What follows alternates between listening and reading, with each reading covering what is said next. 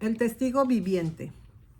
El título de hoy es El cambio no es evolución, escrito por Harold W. Clark. Harold W. Clark mira hacia atrás con profunda satisfacción a 40 años de enseñanza, una carrera útil y una contribución duradera para la sociedad. En 1956 se convirtió en profesor emérito de biología en el Pacific Union College. Puede recordar su trabajo pionero en la instrucción de la escuela de campo y la estación de campo, con cálidos recuerdos de veranos en las playas y en las sierras, enseñando directamente de la naturaleza. Fundó y dirigió la Mendocina Estación de Campo Biológico en Albion, California. Quizás más importante que enseñar ha sido el ser profesor. La contribución de Clark a la ciencia del creacionismo en tales libros como Genes y Génesis, El nuevo diluvialismo y creación habla. Este autor nació en 1891 e hizo la mayor parte de su enseñanza en Pacific Union College en California. Este artículo fue escrito en Señales de los Tiempos, 12 de junio de 1951. Uno de los mayores obstáculos para cualquier consideración seria del punto de vista creacionista ha sido la persistente negativa de sus oponentes a admitir que posee cualquier valor científico. Se acusa a los creacionistas de mantener todas las ideas salvajes y acientíficas jamás sugeridas por cualquiera que alguna vez pretendió creer en la validez de la historia de Moisés de la creación. Hace algunos años se propuso a cierto candidato para gobernador en Florida y fue apoyado por William Jennings Bryan. Acto seguido, el destacado columnista Arthur Brisbane hizo el siguiente comentario en uno de los mayores diarios. Probablemente crea que todo tipo de hombres, microbios, animales, caballos con un dedo del pie o 4 dedos, dinosaurios, hipopótamos, okapis, 500 tipos de pulgas, 10,000 tipos de serpientes, 100,000 tipos de escarabajos e insectos, y todos los demás fueron creados por separado e individualmente por la voluntad expresa del Creador, y estaban todos juntos en el arca.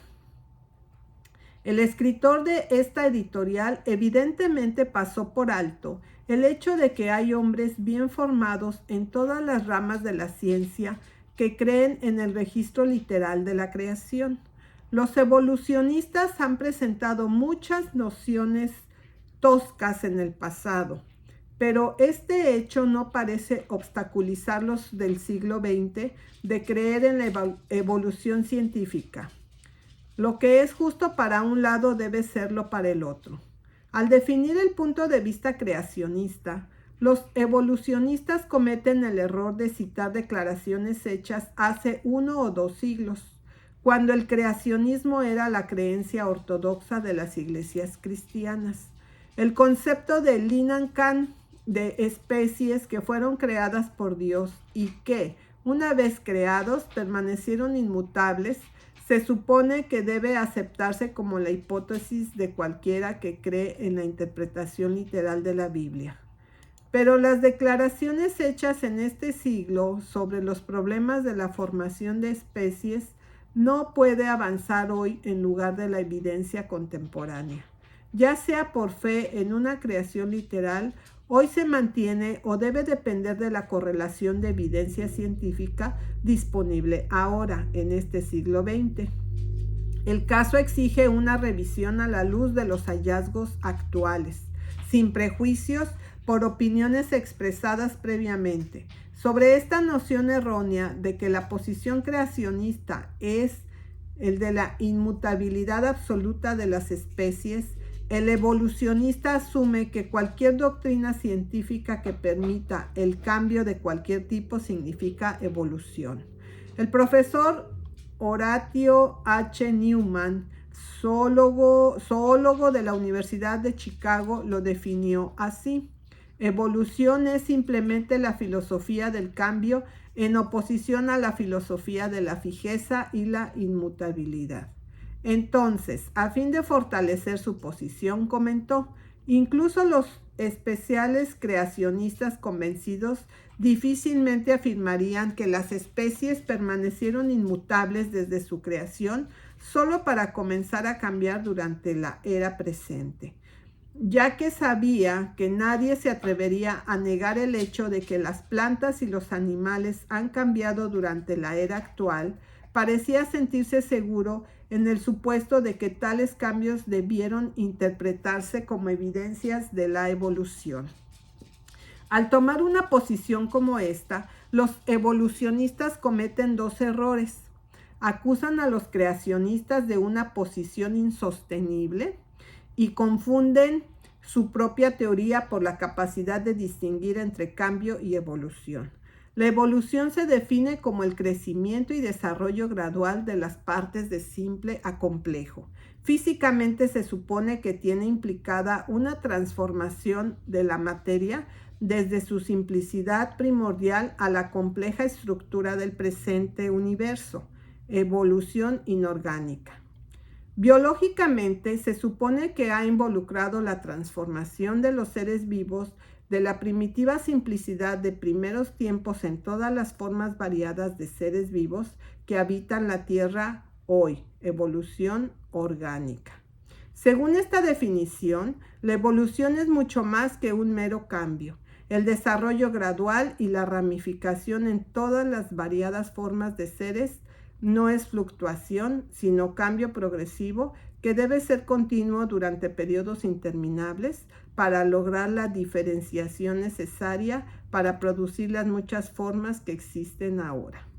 Los hechos de que se produce una variación y que a veces puede ser de tal naturaleza como para formar lo que podría reconocerse como una nueva especie o incluso géneros, no ofrece suficiente base para explicar el origen de las formas tipográficas principales, como familias u órdenes, dentro de las cuales tales especies han surgido.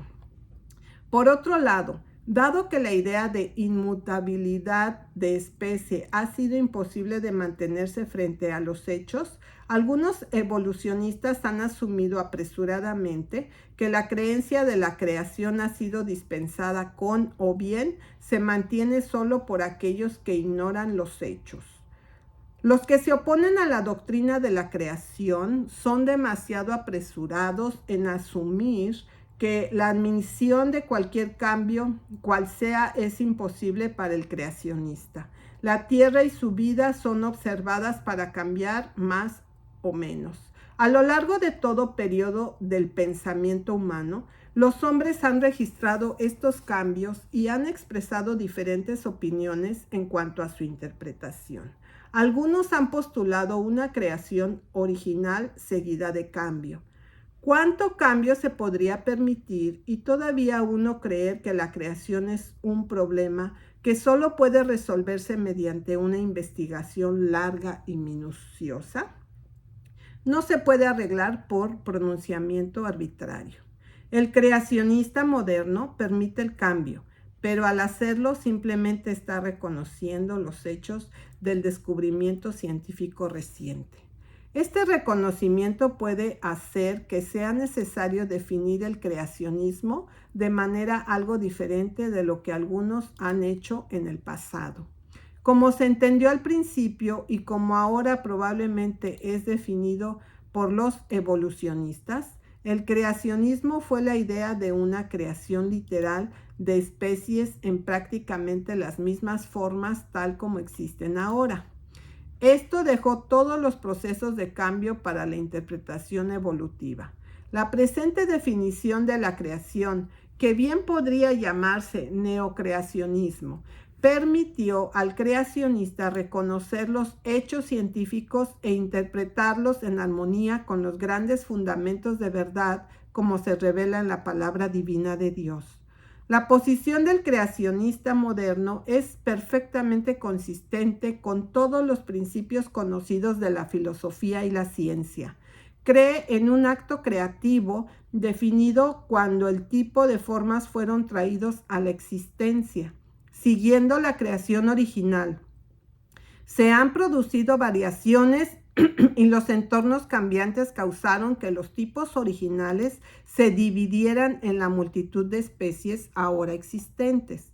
Cuando estos procesos se estudian en la luz de la herencia, la influencia ambiental, la hibridación y otros principios de la biología moderna, parece evidente que el neocreacionismo no tiene excusas que ofrecer, pero puede tomar su lugar como una doctrina científica digna de atención igual a, si no es realmente superior a la evolución.